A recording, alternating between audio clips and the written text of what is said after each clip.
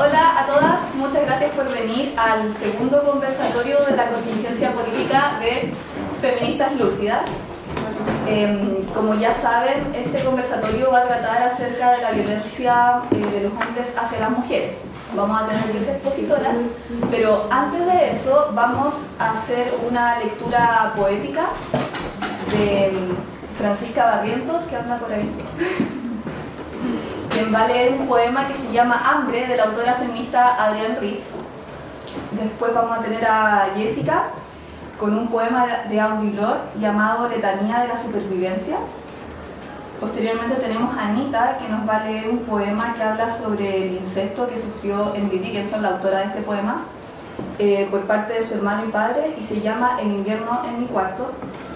Y finalmente Andrea va a leer un poema de la poeta argentina Susana Terón, que nació en 1935 y falleció en el 91.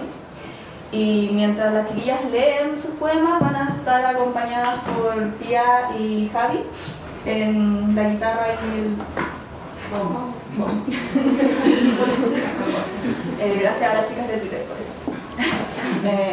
Síganos. Y eso, vamos a hacer las lecturas, después un break, o lo vamos a hacer todo juntos. Un break, estamos vendiendo rollitos de canela y pancitos con queso vegano 500 y tecito y café. Eso, fanzines también acá afuera de textos de las autoras que leemos en Feministas Lúcidas. Y las publicaciones del feminismo autónomo latinoamericano, que también están ahí para que las... Pero esas se venden, se miran. Y surgieron. Ya, así que damos comienzo. Sí, chiquillas, les pedimos por favor que apaguen sus celulares o los pongan en silencio mientras se haga la lectura.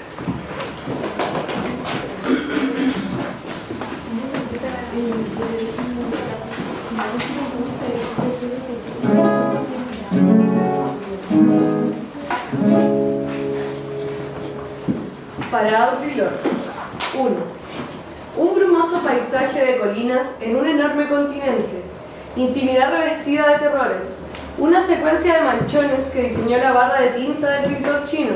Una escena de desolación mitigada.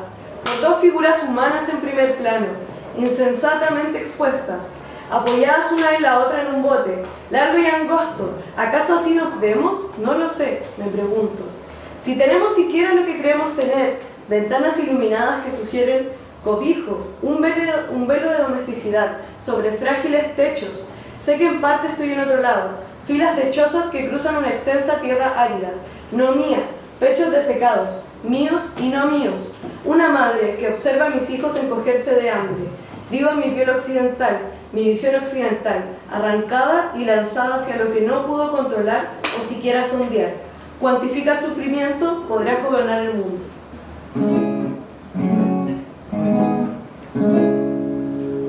2. Ellos pueden gobernar el mundo mientras puedan persuadirnos de que nuestro dolor forma parte de algún orden. ¿Es la muerte por hambre peor que la muerte por suicidio? Que una vida de hambre y suicidio, que si muere una lesbiana negra, si muere una prostituta blanca, si una mujer genio pasa hambre para alimentar a otros. En tanto el odio a sí misma se ceba de su cuerpo. Algo que nos mata o nos deja medios vivos, se propaga incontenible en el nombre de un acto de Dios. En Chad, en Níger, en el Alto Volta.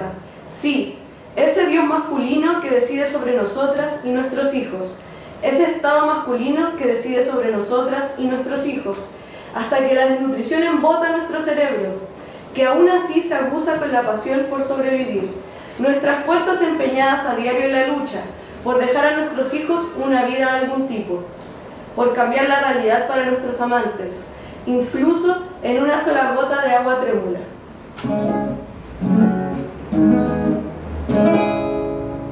Podemos mirarnos a través de nuestras vidas, como esas dos figuras reunidas en el angosto bote del dibujo a tinta del pintor chino.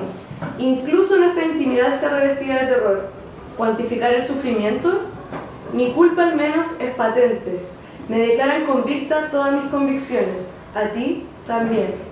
Nos abstenemos de tocar nuestro poder, retrocedemos, nos privamos a nosotras mismas y una a la otra nos cagamos de miedo. ante lo que sería tomar y usar nuestro amor, regarlo sobre una ciudad, un mundo, esgrimirlo y dirigir su chorro, para destruir venenos, parásitos, ratas, virus, como las madres terribles que ansiamos y tememos ser.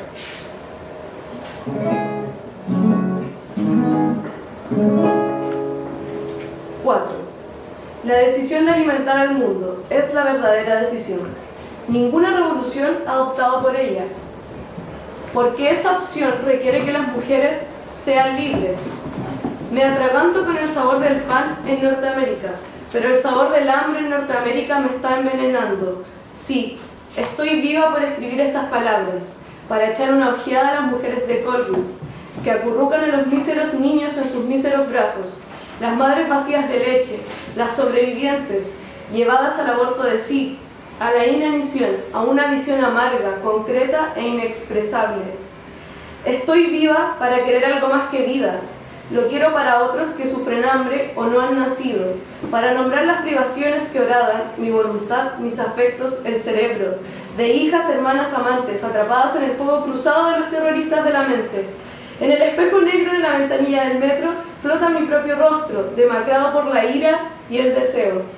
Abrumada por el agotamiento sobre el periódico pisoteado, una mujer protege de la cámara a un niño muerto. La pasión de ser inscribe su cuerpo. Hasta no encontrarnos unas a otras, estamos solas.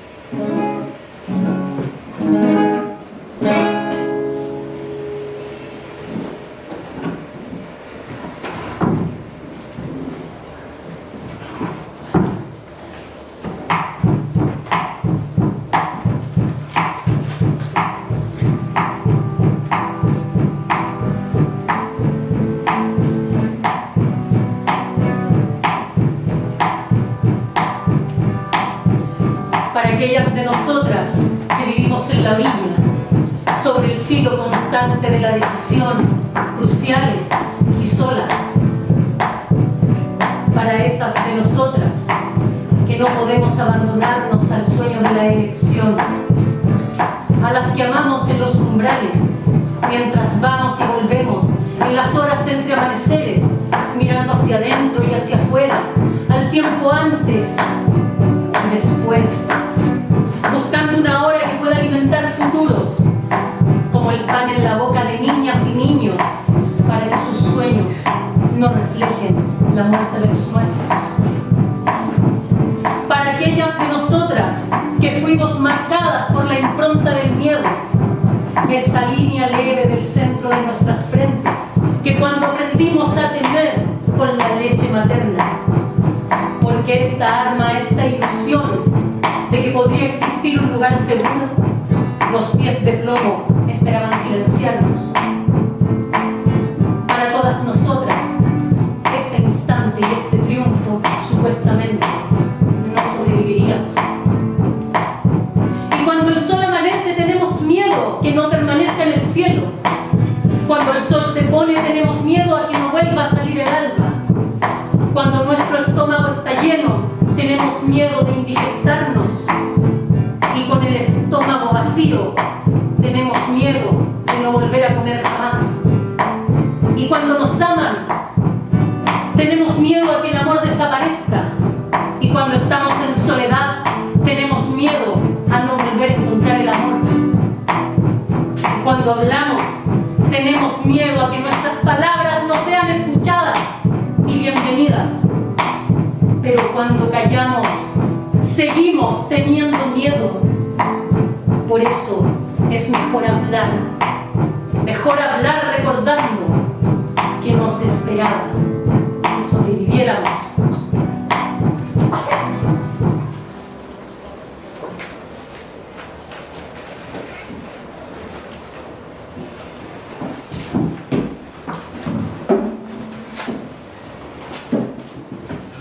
En invierno en mi cuarto me encontré con un gusano, rosa lacio y caliente. Pero como él era un gusano, y los gusanos, supongo, no del todo a gusto consigo, lo até bien con una cuerda a algo cercano y seguí adelante.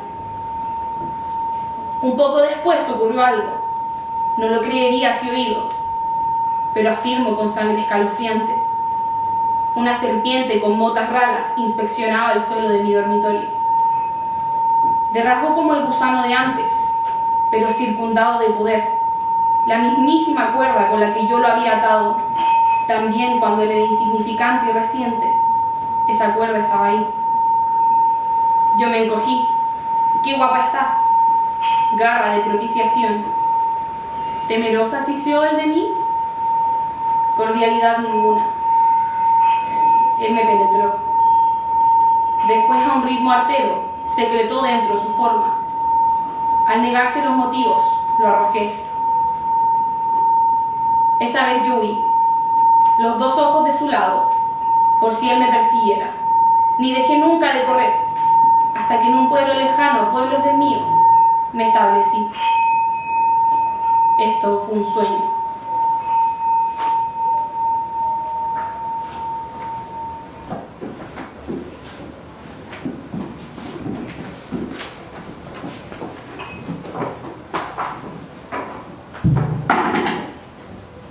¿Por qué grita esa mujer? ¿Por qué grita? ¿Por qué grita esa mujer? Anda a saber. Esa mujer, ¿por qué grita? Anda a saber. Mira, qué flores bonitas. ¿Por qué grita? Jacintos, margaritas. ¿Por qué? ¿Por qué qué? ¿Por qué grita esa mujer? Y esa mujer, vaya a saber, estará loca esa mujer. Pero mirá, los espejitos. Será por su corcel. Anda a saber. ¿Y dónde oíste la palabra corcel? Es un secreto. Esa mujer. ¿Por qué grita? Mira las margaritas, la mujer. Espejitos, pajaritas que no cantan. ¿Por qué grita? Que no vuelan. ¿Por qué grita? Que no estorban. La mujer. Y esa mujer. Estaba loca, mujer. Ya no grita. ¿Te acuerdas de esa mujer?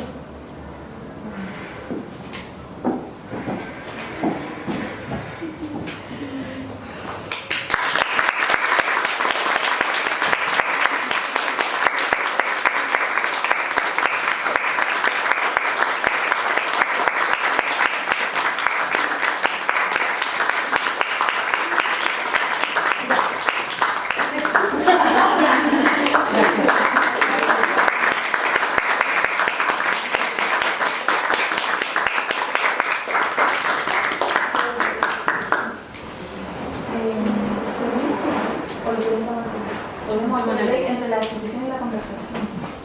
Ah, sí, lo ¿Chicas prefieren el break ahora o después de las exposiciones? Sigamos. Ya. Entonces, a continuación, van a exponer Anita, Andrea y Carmen. Vamos a avisar cómo. Entonces van a exponer las tres, luego hacemos un break por si quieren comprar comida o revisar los fanzines, unos 10-15 minutos y después volvemos para tener una discusión. Así que ahora las dejo con Carmen y Andrea. Hola, me llamo Anita y mi texto se llama El simbólico de la violencia. Preparando este escrito me hice muchas preguntas. Una de ellas fue, ¿qué es la violencia? Las invito a que se hagan la misma pregunta ahora. Mis respuestas fueron principalmente dos. La primera, las acciones violentas, físicas o emocionales a otro ser vivo. Y mi segunda respuesta, quizá un poco desconcertante para algunos, fue los hombres. En 1935, Virginia Woolf, gran escritora inglesa, escribe el ensayo Tres guineas, en donde responde a la siguiente pregunta. ¿Cómo cree usted que se podría detener la guerra? Antes de comenzar siquiera a responder, Virginia aclara a su interlocutor, un señor ilustrado, respondiendo: disparar ha sido un juguete y deporte de los hombres en la caza y en la guerra. Para ustedes, en la lucha hay cierta gloria, cierta necesidad, cierta satisfacción que nosotras jamás hemos sentido ni gozado. Para ustedes la guerra es una profesión. una fuente de realización y diversión. Y también es causa de viriles cualidades sin las cuales los hombres quedarían menoscabados, lo que nos hace imposible comprender los impulsos que inducen a la guerra. La guerra, la expresión extrema de la violencia, es desde siempre la actividad específica del varón y su modelo del comportamiento viril. Escriben las italianas en el manifiesto de la revolta femenina.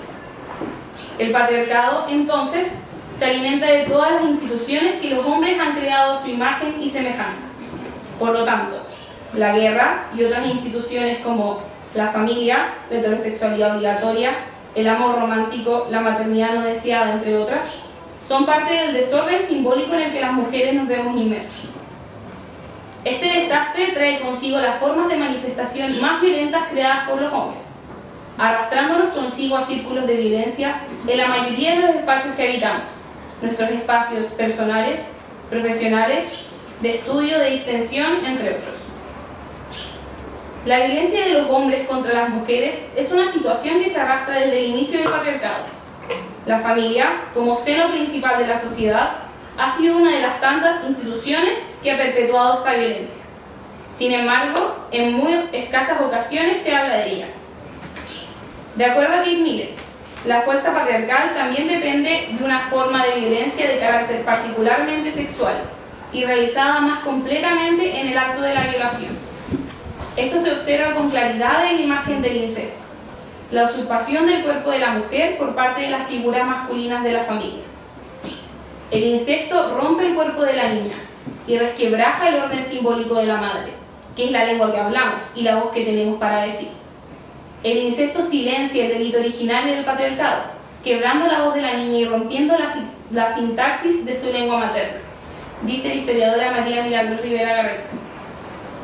De esta forma, la violencia contra las mujeres cae en lo profundo de nuestras vidas, de todas las formas y con todas las herramientas que los hombres pueden encontrar a su paso.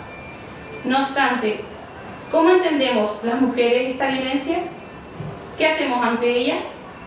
María Milagros Rivera Garretas escribe: la violencia contra las mujeres se propone destruir, y destruye la apertura a la relación, la apertura a lo infinito, la apertura a lo otro de sí, que el cuerpo femenino señala.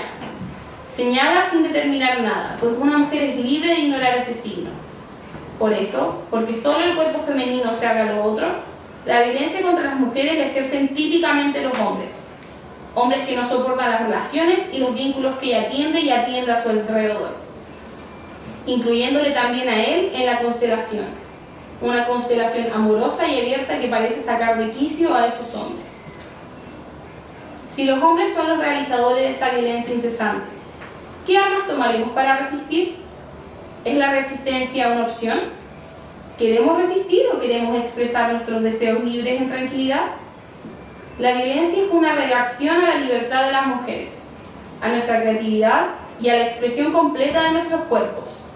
Es la manera en la que reaccionan a nuestra capacidad única de ser dos, a las revelaciones de nuestra lengua y el encuentro del orden simbólico de la madre. Es su respuesta al poder dentro de nosotras de realizar nuestra vida sin ellos, sin problemas, y junto a otras mujeres. Selva Almada, escritora argentina, escribió hace un par de años: ser mujer y estar viva es cuestión de suerte. Ahora bien, ¿qué haremos ante esta fortuna de vivir? ¿Cómo vivimos en un desorden que promueve nuestra destrucción? ¿Somos capaces de vivir en el orden simbólico de la madre? ¿Podemos abandonar por completo nuestras relaciones con los hombres? ¿Cómo estrechamos nuestras relaciones duales, privadas y públicas, con lo que aparenta ser nuestro enemigo? Las invito a reflexionar y replantear la forma en la que nos relacionamos. Muchas de estas preguntas no tienen respuesta aún en mi cabeza, y puede que las respuestas que tengo aún sean vagas. No obstante, creo que cada minuto que construyo relaciones con otras mujeres, mis miedos y silencios se desvanecen poco a poco, y el mundo me parece menos agobiante. Gracias.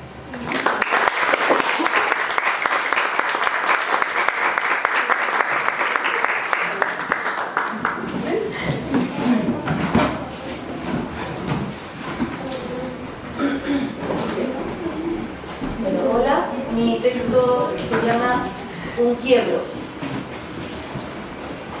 Hace poco leí una escueta noticia que decía que los asesinos, torturadores y violadores de la adolescente argentina de 16 años, Lucía Pérez, siguen impunes, como tantos otros.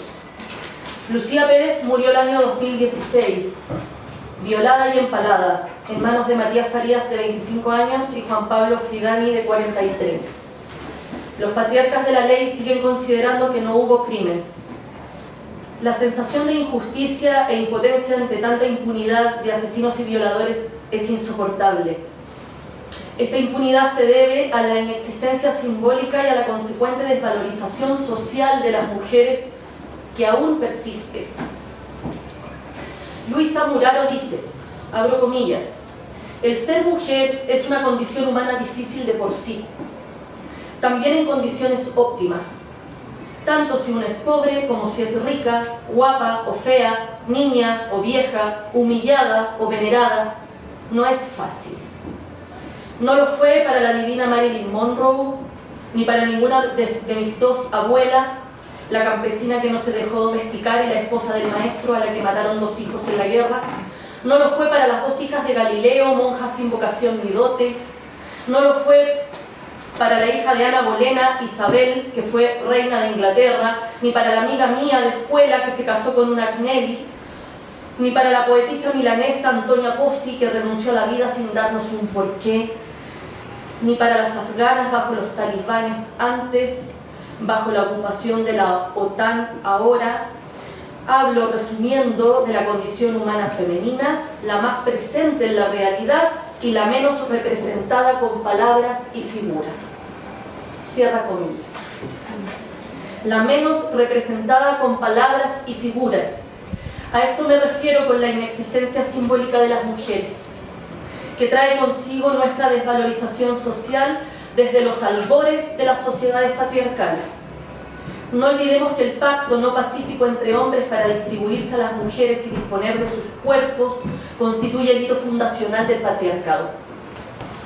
Se llama contrato sexual. Esto conllevó la pérdida de la lengua materna u orden simbólico, que Muraro llama el orden simbólico de la madre, porque es de la madre de quien aprendemos a hablar. Como consecuencia, las mujeres nos hemos encontrado viviendo en un desorden simbólico cuyos contenidos son la confusión y el sentimiento de irrealidad. Dice un poema de la poetisa nicaragüense Gioconda Belli, comillas, te hurgan hasta lo más profundo del magma de tu esencia, no para alumbrarse con tu fuego, sino para apagar la pasión, la erudición de tus fantasías. Cierra comillas. Esta es una imagen que sintetiza cómo opera el poder, que no puede ser sino violento. El contrato masculino consiste en este robo del profundo magma femenino para intentar dejarnos mutiladas de palabra y también para nutrirse de él, pero fingiendo que le es propio. Dicho de otro modo, el régimen sociosimbólico patriarcal se funda en la absorción de lo femenino en lo masculino, cuya expresión más evidente da muestra a la lengua, donde el género gramatical femenino es incluido en el género gramatical masculino, que se pretende neutro y como tal representativo de la especie humana. Milagros Rivera dice, el paso al pretendido neutro consistió en incluir por la fuerza en las interpretaciones poderosas del mundo el principio creador femenino de alcance cósmico en el principio masculino. El principio creador femenino de alcance cósmico, el profundo magma, el interior oscuro y vetusto, dice Audre Lorde, el trasfondo, dirá Mary Daly, parece ser que aquella potencialidad de la diferencia sexual femenina que el patriarcado ha intentado absorber y acallar, sembrando la desvalorización social de las mujeres para dejar impune su violencia, contiene una riqueza muy importante, aunque inefable, de la que se nutre como parásito. Una grandeza, dirá Luisa Muraro, que luego de señalar que ser mujer no es nada fácil, agrega, abro comillas, y sin embargo no cambiaría. Nunca he deseado ser uno de ellos y no he saboreado nunca los relatos fantásticos de mujeres que se vuelven hombres. Algunas quizás piensen, será una suerte nacer mujer para la humanidad, pero es una desgracia para muchas de nosotras. Y sin embargo, vemos que tampoco en circunstancias difíciles desaparece completamente, acentuándose incluso a veces una grandeza de la propia pertenencia al sexo femenino de la que no se reniega. Cierra comillas. Curiosamente, las políticas progresistas, donde incluyo los feminismos, sí reniegan de dicha grandeza y fomentan el desvalor de las mujeres, contribuyendo a la violencia, aunque sostengan discursos y acciones que pretenden al menos disminuirla. Pienso en las propuestas de lenguaje inclusivo, la teoría de género, el planteamiento de lo cis-sexual, el ideario de la igualdad de los sexos, entre otros. Cada uno, a su manera, borra la potencialidad de la diferencia sexual femenina. Cada uno, a su manera, reinstala el régimen del uno, que podemos definir precisamente como la absorción del principio creador femenino de alcance cósmico en el principio masculino que se pretende neutro. Las propuestas de lenguaje inclusivo, por ejemplo, hacen desaparecer a las mujeres tras el uso de la E o tras usos genéricos del tipo persona o profesorado, pero como bien dice Rivera, la lengua materna no miente y el predominio del masculino tras todos estos usos que aspiran a la neutralidad no demora en dejarse ver. Por su parte, la teoría de género se queda dando vueltas en la duplicación de la diferencia sexual, dicho etimológicamente en su doble, el género. Hace poco entendí con más profundidad, leyendo a la misma autora, que lo masculino y lo femenino no son atributos que andan sueltos por el mundo con vida propia. Sin embargo, la teoría de género así los proyecta e inventa la duplicación de la duplicación con géneros diversos y disidentes, híbridos y no binarios. Asimismo, el planteamiento de lo cis-sexual repone el régimen del uno sin tapujos. Su definición de cis como no trans es equivalente a definir femenino como no masculino. Ecuación cuyo resultado es el uno, esto es el triunfo del pensamiento único, con otras palabras, el triunfo de la fuerza y el poder para relacionarse con todo lo vivo. Respecto de la igualdad de los sexos, ha corrido suficiente tinta ya, pero me contentaré con decir que la idea de igualdad se pensó para los hombres entre sí, pues les subyace el contrato sexual, que se renueva con el contrato social en los inicios de la vida moderna. Por eso la igualdad finalmente se ha traducido en una homologación de las mujeres con los hombres, que los legitima en su poder. Los lugares comunes del ideario de la igualdad en las voces oficiales de los medios, el Estado, la educación, etc., muestran su preocupación por la violencia contra las mujeres en base a cifras, leyes y derechos que intentan regularla, reglarla, cuantificarla o controlarla. Es decir, realizan una economía de la miseria femenina. En este sentido, todo discurso que repare solo en las condiciones de opresión de las mujeres profundiza la desvalorización y resulta inmovilizador. La violencia en contra nuestra no va a desaparecer ni siquiera disminuir mientras lo corriente no sea plasmar en palabras y figuras representaciones de la condición humana femenina libre, que restituyan nuestro valor social, para que en las interpretaciones poderosas del mundo dejemos de vernos absorbidas en lo masculino. Por nuestro lado, mis semejantas y yo hemos estado compartiendo de forma permanente a las autoras que nos autorizan para medirnos con el mundo y el cosmos y no con los hombres, que nos dan estructura simbólica para relacionarnos con la realidad y tocarla. Las hemos estado leyendo, estudiando, socializando, contando, enseñando, escribiendo sobre ellas, incitadas por ellas. Pero quizá lo más urgente sea hacer un quiebro, cada una en su vida personal y en su vida política. La autora usa esta imagen para decirnos que hay que salirse de golpe de la trayectoria del poder y saltar a la carencia de todo sucedáneo. Yo la interpreto como hacer un quiebro del uno, y un quiebro solo puede ser radical. Saltar a la carencia como Thelma y Luis, pero no para perder la vida, sino para recuperarla en su totalidad. Veremos que el uno se desfigura, el dominio se desmorona, la imagen de patriarca ya no aparece al doble de lo real, sino con todos sus complejos y en toda su farsa y mediocridad. Pero el salto para nosotras no es quedarnos contemplando desagradable visión, sino mirarnos en el espejo de otras mujeres a las que les damos autoridad, restituyendo la deuda simbólica con la madre, dicen las de Milán. El término autoridad, ya sabemos, no es sinónimo de autoritarismo, ni siquiera de admiración, porque la admiración a veces puede ser la otra cara de la envidia, sino que tiene que ver con confiar en plenitud en otra mujer. Porque sabes que no te aplastará, sino que te hará crecer. Esto que digo vale también, y mucho, para nuestras relaciones de amor entre mujeres, nuestras relaciones lesbianas. De no ser así, es muy probable que las visite la violencia. Te lo pido en nombre de todas nosotras, dice al final el poema de Gioconda Belli.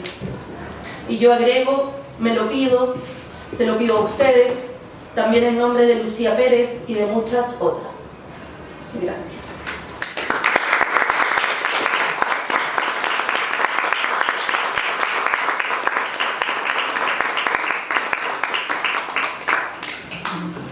Bueno, yo soy Carmen y quiero hablar brevemente sobre la ilusión de la libertad dionisíaca. Porque cuando hablamos de la violencia que los hombres ejercen sobre las mujeres, a menudo nos centramos en las manifestaciones más explícitas. Sin embargo, considero que la violencia menos evidente permea nuestra vida de un modo más incisivo. En la esfera de los mitos, Mary Daly diferencia entre la violencia apolínea, como la que nos oprime abiertamente, y la violencia dionisíaca, como la que se ejerce a través del placer y nos invita a la libertad. Es, por tanto, una violencia que pasa como liberadora. En este sentido, Dionisio debe verse en relación a cómo ha sido glorificado como violador de los límites, como el que vuelve loca a las mujeres. Así, las invitaciones a perdernos a nosotras mismas para encontrarnos son innumerables. Ya sea la importada espiritualidad oriental, el liberador liberalismo, la lucha del pueblo, la sociedad suburbana heterosexual o la vanguardia sexual, o todo lo anterior. No hay grandes diferencias en dejarnos seducir en la pérdida de nosotras mismas a través de la enseñanza de un gurú oriental o de la práctica del sadomasoquismo, porque el resultado es esencialmente el mismo, la eliminación de las mujeres. A Dionisio además se le atribuye la capacidad de volver loca a las mujeres mediante la destrucción de nuestros límites cognitivos. Esto es, difuminando nuestros sentidos, seduciéndonos, drogándonos en la complicidad. Así podemos pensar, por ejemplo, en los rituales del amor romántico que nos invitan al éxtasis de la autopérdida. El placer de esta violencia depende de la incorporación de nuestra destrucción. Esto es la confusión que nos impide distinguir nuestro ser mujer de la falsa femineidad de los hombres. No podemos olvidar que Dionisio es además la alternativa andrógina a la rígida masculinidad de Apolo. No solo en su origen mítico se prescinde de su madre Sémele, que es asesinada por Zeus antes de que el propio Dionisio naciera, sino que también se le atribuye características femeninas como la intuición o la sensibilidad. Este Dioniso tan femenino ya en la mitología griega prepara los posteriores intentos de eliminación de las mujeres que hoy vivimos, en fenómenos como el transexualismo o la gestación subrogada. La propagación de la idea de que los hombres pueden ser también femeninos oculta el hecho de que esta falsa femineidad nada tiene que ver con el verdadero ser mujer. Frente a esta locura, la lucidez es autocentrada, lo que nos permite ir más allá del primer plano de los padres. Como dijo Mary Daly, establecer nuestros propios límites más allá de la falsa jerarquía, de la escisión entre cuerpo y palabra. Negar esta glorificación de lo falsamente femenino es elemental para descubrir nuestro propio territorio.